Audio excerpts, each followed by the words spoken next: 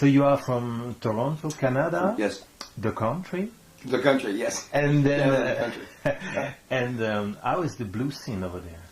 It's. I think it's pretty much like it is throughout the rest of the world. Yeah. You know, from what I can see, traveling in the U.S. and traveling the little bit that I have this trip in Europe. There's a lot of harmonica players, it seems, coming out of Toronto. Carlos Del Unco and Paul Reddick and David Rotundo. Mm-hmm. One interesting thing that has happened in my life is that I'll try and tell this story very quickly. Round about 1976, I was trying to put a band together and couldn't find players who were available.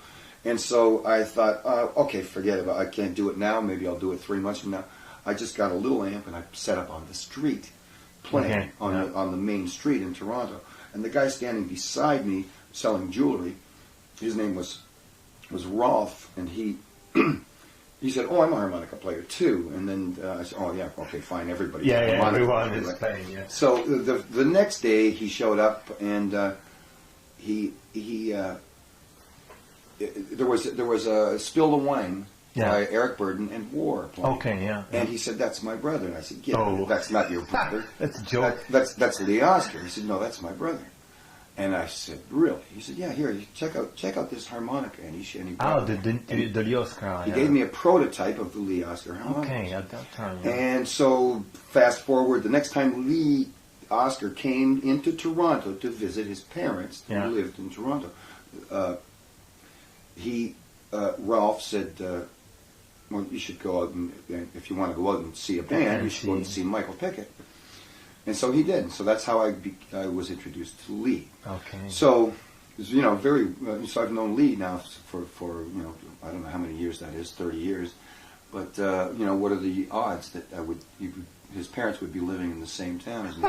And he's a great harmonica player. And I play Lee Oscar harmonicas. Of course.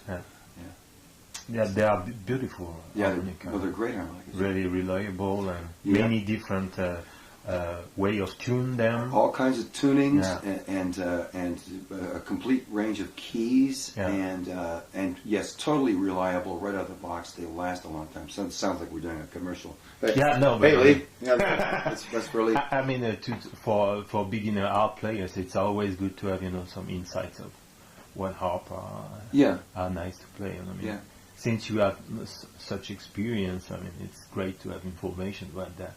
Mm-hmm. Yeah. Okay, so your influences, we talk about John Hammond and the early contact with Brody McGee and Sonny Terry. Yes. Is there any other artists which really strikes you, or which are kind of maybe in terms of songwriting also? Well, there's so many great songwriters out there. You know. And I don't know that the songwriters are really a major influence on me. The thing that influences me, I think, the most is like guys like Sonny Terry and Brandon McGee and James Cotton. You know, even today, James Cotton, he's on stage. He's happy to be there. He's having fun. Yeah. There's a spirit that he gives the vibes, gives to the audience. The joy with which he plays. Mm-hmm.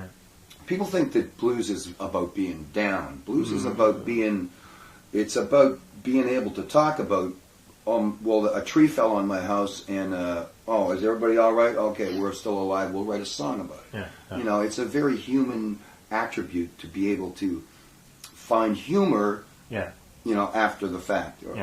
But it's much deeper than that, of course, but it really is much deeper than that and more complex than that. But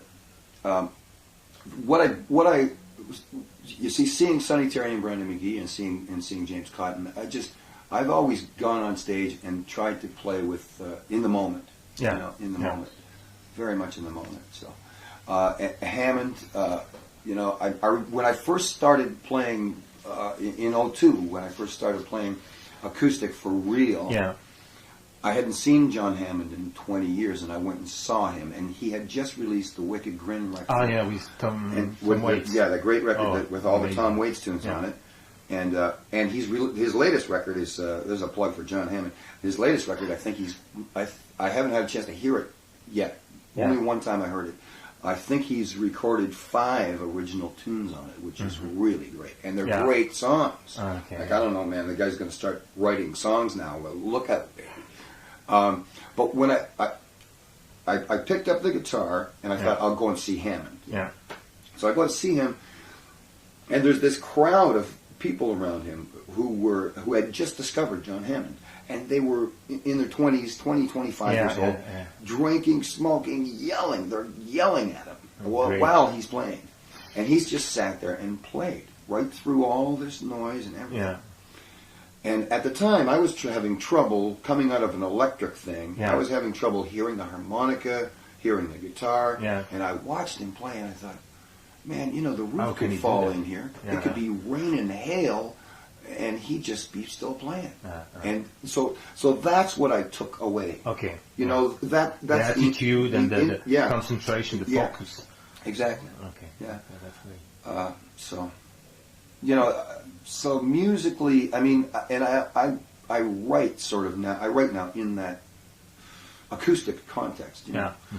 So it's not the simplest thing to do and make it sound authentic. So, but I try. Okay. So I'd like to thank you very much for this interview, and maybe we can end up with a little bit of harmonica. Yeah. Since I know there's many players in France which love this instrument, so maybe you can just play whatever you want. Well, just a riff? You want me to play something on the guitar? As you want. You just free.